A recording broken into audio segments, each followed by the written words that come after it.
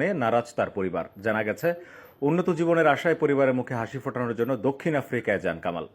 এরপর মাদকের থাবায় মানসিক ভারসাম্য হারিয়ে ভবঘুরে হয়ে যান তিনি। কামালের বাড়ি ফেনী জেলার দাগনভূঞা উপজেলায়। তিনি দক্ষিণ আফ্রিকার বাণিজ্যিক রাজধানী জোহান্সবার্গের অদূরে স্প্রিং ও ব্র্যাকপ্যান এলাকায় মার্কেট দোকানের ছাউনির নিচে থাকতেন। আবার কখনো খোলা আকাশের নিচে রাত কাটাতেন। গত 29 এপ্রিল সড়ক দুর্ঘটনায় মারা যান কামাল। এরপর ব্র্যাকপান বাংলাদেশি কমিউনিটি ও দক্ষিণ আফ্রিকায় বাংলাদেশি কমিউনিটি ব্লক সাউথ বাংলার পক্ষ থেকে তার পরিবারের সঙ্গে যোগাযোগ করা হলে মরদেহ কোনো অবস্থায় গ্রহণ করবে না জানিয়ে দেয় কামালের পরিবার। পরিবারের সিদ্ধান্তে কামালের মরদেহ নিয়ে চিন্তায় পড়ে যান কমিউনিটি সংশ্লিষ্ট ব্যক্তিরা।